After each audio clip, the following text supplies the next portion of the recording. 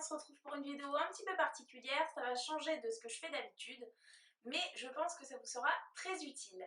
Donc aujourd'hui on va parler du matériel au niveau du cake design. Qu'est-ce qu'il vous faut en premier? Qu'est-ce qui est indispensable ou non? Ce qu'on peut attendre pour acheter? Sur quel site se les procurer? Et à quoi sert quoi? C'est parti! Alors tout d'abord on va commencer par la base, donc à partir du moment où vous allez découper votre gâteau. Donc moi, un outil qui m'a révolutionné la vie au niveau de la découpe de gâteau, c'est cet outil-là. Donc au départ, quand vous n'avez pas cet outil-là, vous découpez au couteau et souvent vous découpez légèrement en biais et après vous vous retrouvez avec un gâteau qui est de travers. Et là, vous êtes dégoûté. Donc avec ce petit outil, ça vous permet de pouvoir faire des tranches de gâteau de la même taille. Donc ça se règle, vous poussez et vous réglez, vous comptez les petits crans de chaque côté de manière à ce que ce soit égal. Et après ça marche comme un couteau, vous savez, vous passez sur votre gâteau et vous avez des tranches égales. Et là votre gâteau il est droit et pour le ganachage déjà vous partez sur de bonnes bases. Ensuite, toujours concernant la face de ganache du gâteau, donc là pareil, un petit outil comme ça, donc ça vous permet de lisser votre ganache. Donc vous allez voir un fini bien lisse qui va vous permettre de ne pas avoir de bosse sur votre gâteau. Le problème c'est que lorsque l'on commence dans le cake design, on n'accorde pas forcément assez de temps au ganachage et c'est ça qui va faire le fini de votre gâteau. C'est ça qui va faire que vous allez avoir des bosses, que votre pâte va fissurer, que vous n'allez pas avoir un rendu super joli. Donc si vous appliquez vraiment sur le ganachage, vous allez voir que vous allez avoir un résultat top. Donc avec ça, c'est nickel. Ça, c'est pas indispensable. On peut le remplacer par n'importe quoi. Une règle, une équerre. Moi au début je faisais avec une équerre. Il suffit qu'il y ait un bord plat et un angle droit, de manière à ce que ça lisse de la même hauteur partout. Et vous allez voir avec ça, vous allez avoir de super gâteaux.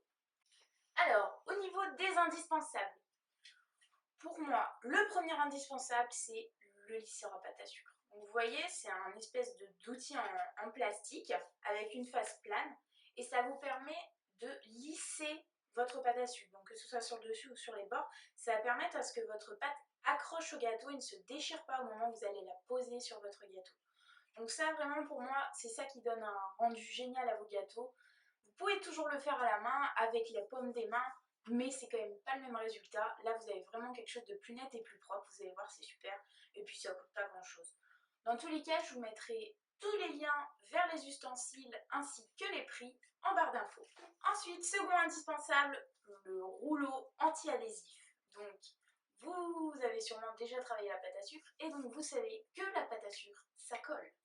Et il n'y a rien de plus énervant d'étaler sa pâte à sucre et qu'elle reste collée à son plan de travail.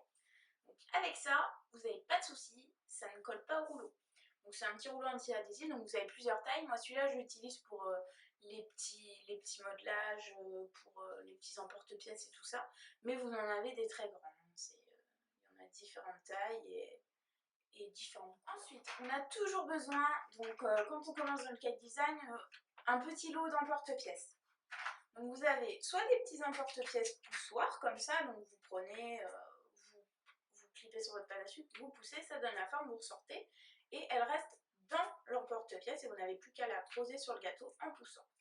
Donc ça c'est top, hein. Franchement au niveau des emporte-pièces c'est très bien. Alors moi ce que j'avais fait c'est que quand j'ai commencé, au départ je me suis dit qu'il me fallait forcément des emporte-pièces.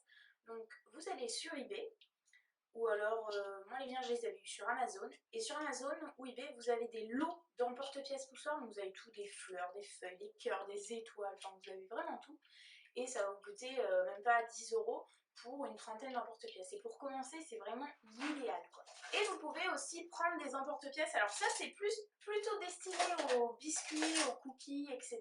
Donc là vous voyez celui-là c'était pour Halloween en forme de chauve-souris, pour Noël, enfin vous en avez plein.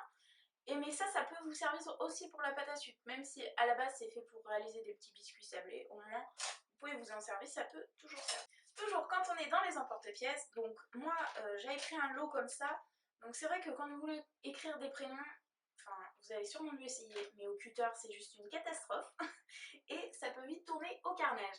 Donc avec ça, c'est des petits emporte-pièces en plastique. Donc vous avez les lettres et les chiffres, vous n'avez que pousser et là vous avez un découpage net et propre et vous allez voir ça va vous prendre 2 minutes.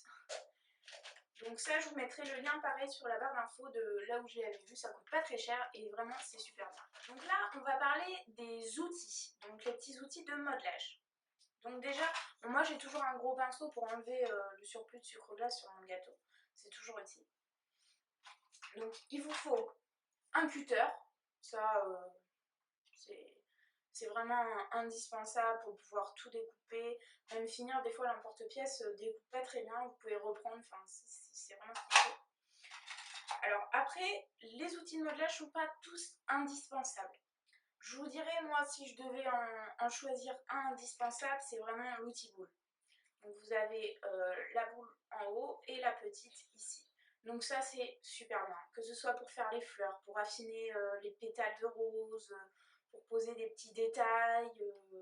Enfin ça pour moi c'est celui que j'utilise le plus et qui pour moi est indispensable. Après toujours des petits pinceaux, ça aussi c'est toujours utile pour pouvoir coller les petits sujets parce que bon, vous pouvez toujours le faire au doigt mais bon ça risque de baver, c'est pas super. Donc ça, ce sont des feutres alimentaires. Donc ça, si vous n'êtes pas forcément habile du pinceau avec les collants alimentaires, ça peut vous sauver la vie. Donc vous en avez de plusieurs couleurs, de plusieurs marques. Donc moi, je vous mettrai les miens où est-ce que je les ai achetés. Alors, ensuite, on va parler des colorants. Donc là, les colorants pour la pâte à sucre, attention, il ne faut pas utiliser n'importe quoi parce que la pâte à sucre ne supporte pas l'humidité. Donc les colorants liquides type Vainé ou ce que vous pouvez trouver dans le commerce, évitez parce que ça va détremper votre pâte à sucre, elle va devenir toute collante et ça va la... Enfin, elle aime pas ça quoi. Donc moi ce que j'utilise, c'est des colorants en gel. Donc vous les achetez, vous en avez plusieurs marques. Donc au départ, moi j'avais acheté les Wilton. Donc je crois que la boîte, il y en a 17 dedans. Vous avez vraiment toutes les couleurs et c'est des colorants en gel. Donc ça, c'est le top pour la pâte à sucre. Donc vous en avez des Wilton, bon il y a d'autres marques, hein. Les autres marques sont aussi très très bien, mais moi c'est celle que j'utilise. Après ce que j'aime bien aussi c'est les Sugar Flare Colors. Celles-là elles sont sympas aussi, par contre les couleurs sont un peu moins intenses. Moi pour moi les Wilton c'est ceux qui ont les couleurs les plus intenses. Ensuite, un autre indispensable qui pour moi quand on travaille la pâte à sucre est vraiment top, c'est le Crisco. Donc vous avez dû en entendre parler, vous n'avez peut-être pas forcément eu l'occasion de l'utiliser. Avant je faisais avant. Avant je faisais sans, pardon. Et le résultat n'était pas le même. Hein. Franchement, j'utilisais plus de sucre glace, ça a séché ma pâte, enfin c'était pas terrible. Et ça, c'est la vie, c'est la révolution. Donc en fait, c'est une sorte de graisse végétale. Donc c'est blanc, hein, ça ressemble un peu à de la vaseline, c'est un peu pareil. Donc ça, quand votre pâte à sucre est devenue un peu sèche parce qu'elle est un peu vieille ou quoi que ce soit, vous l'avez laissée trop dehors, vous prenez un petit doigt, vous le frottez sur toutes vos mains et là vous malaxez votre pâte à sucre et vous allez voir direct elle va s'assouplir. Même moi je le fais, même quand elle est neuve, ça permet de l'assouplir et ça permet d'éviter, vous savez, les petites craquelures et tout ça qu'on n'aime pas sur nos gâteaux. Et voilà. Et ah oui, aussi ça, quand vous faites des cake pops, dans votre candy melt, vous savez, c'est toujours un peu épais, c'est pas assez liquide pour qu'on puisse tremper notre cake pops. Vous rajoutez une petite cuillère de ça, et là vous allez voir, c'est le top. C'est l'extracteur à pâte à sucre. Donc celui-là, à la base, c'est pas du tout fait pour la pâte à sucre, c'est fait pour les bijoux Fimo. Mais franchement, ça marche très bien pour la pâte à sucre.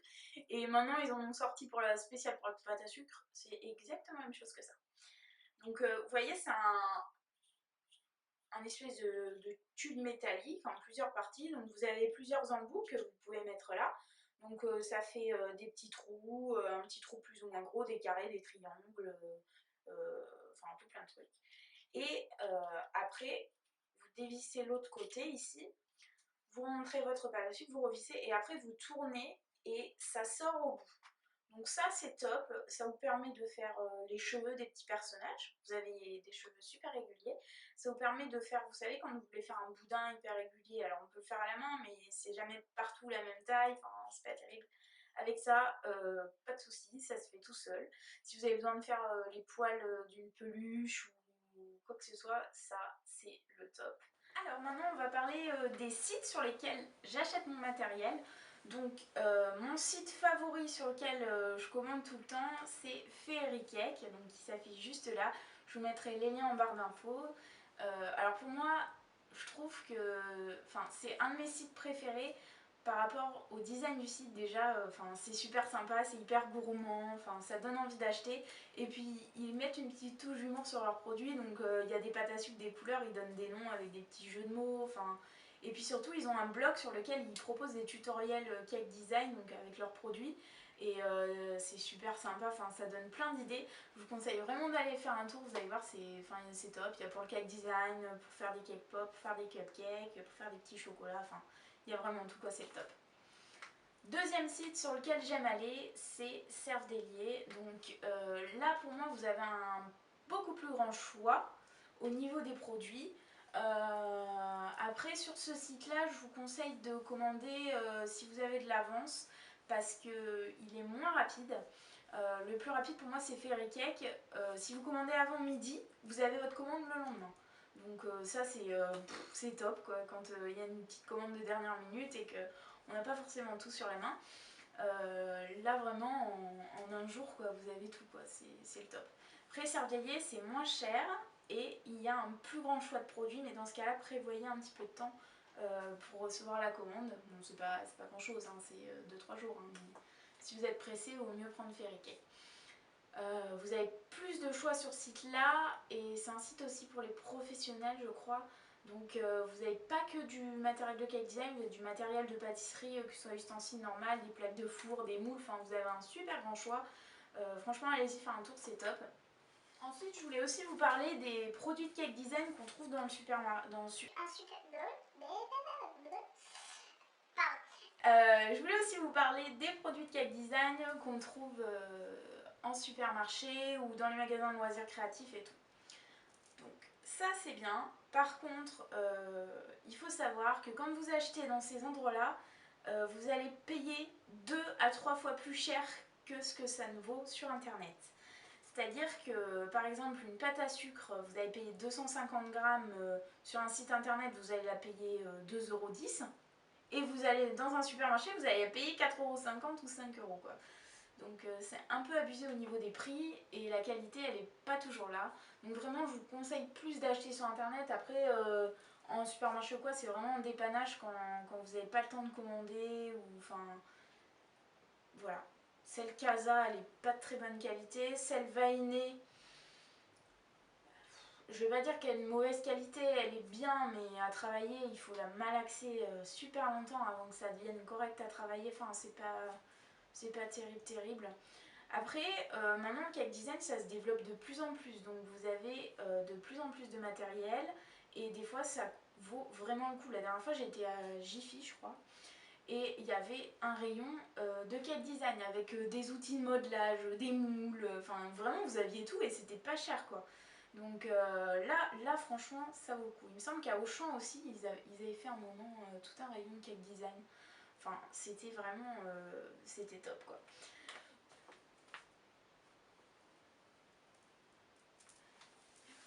Je voulais aussi vous indiquer un bon plan au niveau du matériel. Donc au départ moi j'avais acheté plein de petits matériels et puis un jour j'ai découvert une mallette donc, qui s'affiche là, donc, qui s'appelle la mallette Ultimate Wilton.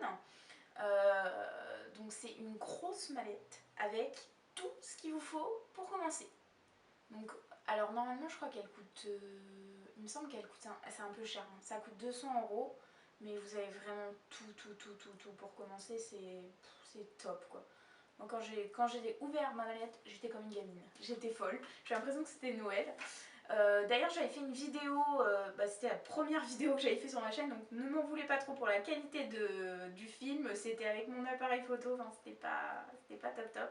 Mais je vous décris tout le contenu de la mallette dedans, vous pouvez cliquer juste ici pour aller le voir. Et je l'avais acheté aux États-Unis, donc j'avais commandé aux États-Unis et du coup c'était moins cher. Et il me semble que je l'avais eu à 120 € au lieu de 200 € quoi, donc c'était vraiment top. Donc là vous avez vraiment tout dedans quoi, c'est le top. Voilà, cette vidéo est maintenant terminée, donc j'espère que ça vous aura plu, que ça va surtout vous être utile pour démarrer, savoir ce que vous devez acheter tout de suite, ce que vous pouvez attendre. On ne savait pas vraiment à quoi servait tel ou tel matériel, là j'espère que j'ai été assez claire. Si vous avez des questions, n'hésitez pas à me les poser en commentaire, j'y répondrai avec grand plaisir. Vous pouvez également vous abonner à ma chaîne donc pour pouvoir être au courant de toutes les nouvelles vidéos. Donc je mets une nouvelle vidéo tous les dimanches.